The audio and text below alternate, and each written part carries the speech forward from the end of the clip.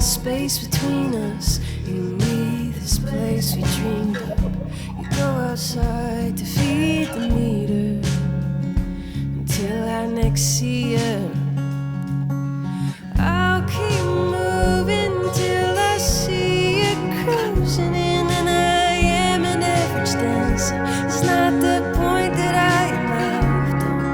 I'll be your midnight bootleg firecracker.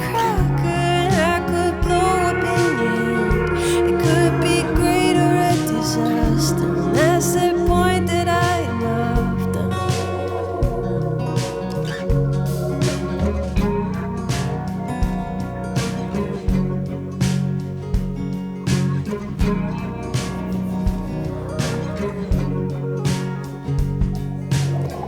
There's risk, I guarantee,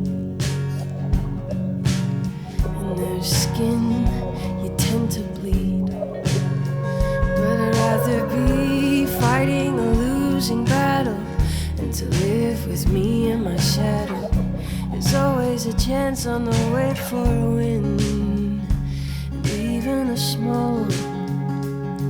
So I'll keep moving till I see you cruising in, and I am an average dancer. It's not the point that I am after. I'll be your midnight bootleg firecracker, and I could blow up in the end. It could be great or a disaster, and that's the point that I am after. That's the point that I am after.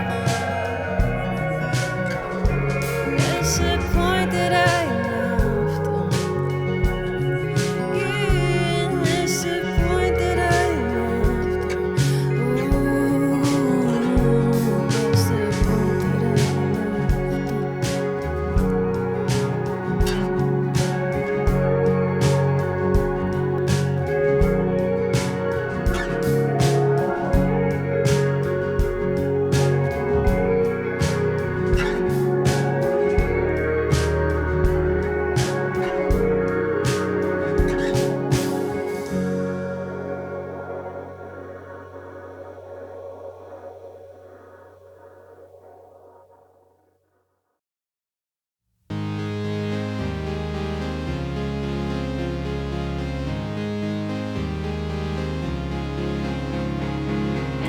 You left your heart in the jungle, ripped off of your red bicycle. I didn't know you then, but it feels significant. I gave up everything I learned just to follow you down that dirt road. You better hold my hand. There is no map for this. When the wheels come off, I'll be your spare. When the party's over, I'll be stuck in the chair. And the world turns on, you will be there. You will be there.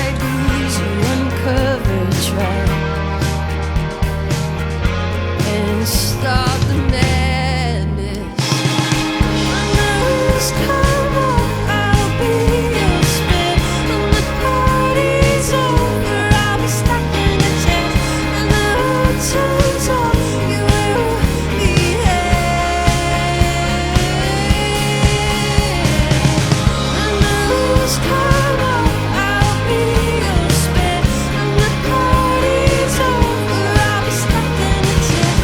And the world turns on, you won't be here.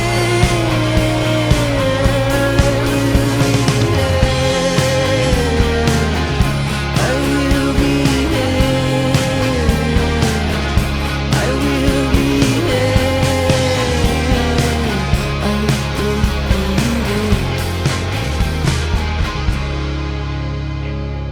When the wheels come off, I'll be your spare. When the party's over, I'll be stacking the chairs. When the world turns on you, I will be there. Yeah, I will be there.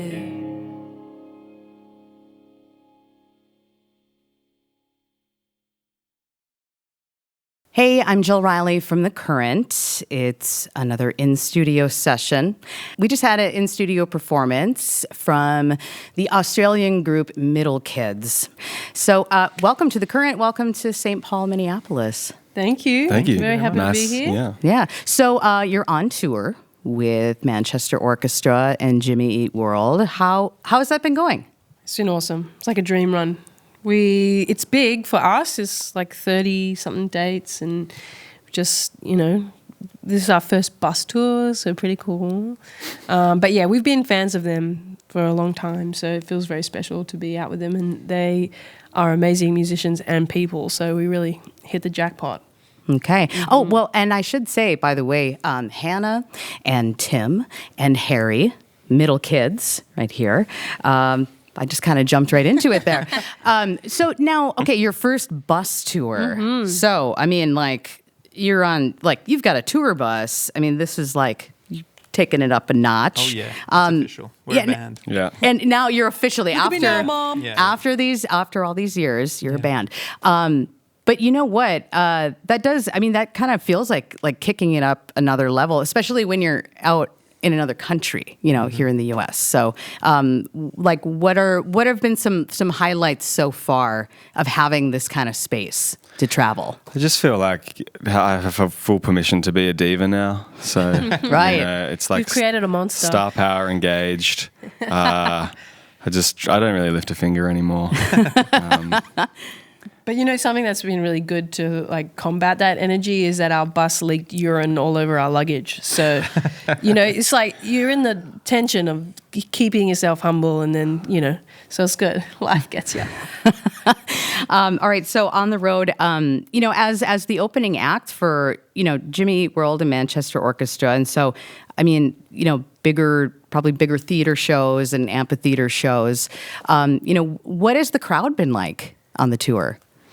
It's really interesting. I feel like there's discernible, spirits in the room in different cities, right? Like Oklahoma City, there was like just a very enthusiastic crowd. Minneapolis, very enthusiastic crowd as well. And yeah, so you just never know what you're going to get, particularly as the opener, because, another one was like Denver, Colorado. We did Red Rocks and everyone showed up for the opener, which is very unusual. So it was like a full, I guess because it's an amazing venue. Yeah. It was a full house for us. But yeah, usually we're just kind of like, we're the first litmus test of what the crowd is going to be like. And sometimes it's, very friendly, and sometimes you feel like they're a bit, reserved. And so you warn the other bands of what's coming. And then you realize it's actually just you. Yeah, that's right. They're into the bands no matter They what. hated your band. Yeah. It's been a good builder. I feel like both those bands have been doing it for a while, so they've got quite dedicated fan bases. So the shows have felt like the fans are very engaged, and there's a lot of music lovers out there, and a lot of shows they have kind of turned out early, and I feel like we've all, like the three bands, we've kind of got different bases covered in the alternative space. So I feel like it's a nice spread. Triune. Yeah. Three-course meal. I've never heard anyone put it that way before. I like that.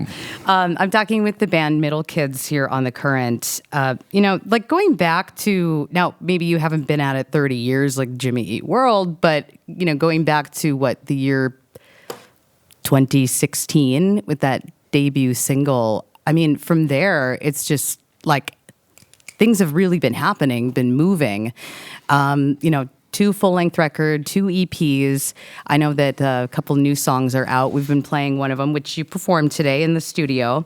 Bootleg Firecracker. So I wonder if we could just take some time to talk about the new songs. Bootleg Firecracker. If you could tell me how that song started or what was the inspiration for it? Yeah, I think that song really went on a journey. It started, I kind of originally wrote it as some like weird upbeat dance song, and then Tim was like really pulled it back and I think found, it's like beauty and the heart of it, I think. But I felt we've been on a journey with our songs in, kind of wanting to have a cool balance of the head and the heart in there, and I think that it feels like a really beautiful moment for the heart to come out in that song. And it feels like we were really just trying to create a warm, beautiful space that was intimate and colorful. And it feels like a special song. It's a bit different for us, a lot of that sound and just the tempo and pace of it. But it feels like a cool, moment for the song. Yeah, and something we were trying to do with the lyrics in the chorus particularly was like, the idea was kind of like, can we describe this thing, which is essentially love, without talking about love? So like using different images just sort of placed next to each other, which is a cool way to do it, I think. Just a little bit more open and inviting. And then the song kind of feels like that as well. Like I think it's sort of the way it sounds, it doesn't hit you in the face. It sort of invites you in, which we felt really happy with.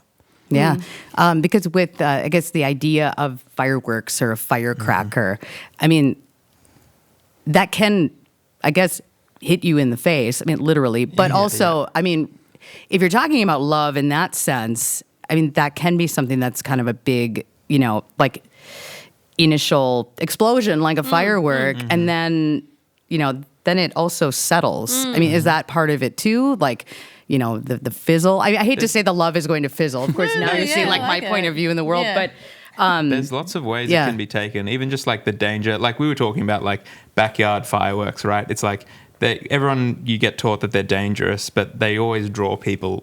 There's an attractiveness to it. There's a danger. There's a,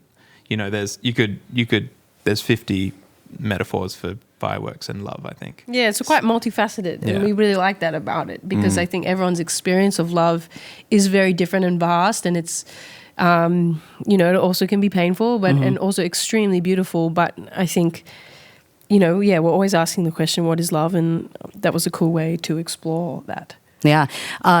So everybody have their fingers, all fingers accounted for? Intact. Okay. Yes.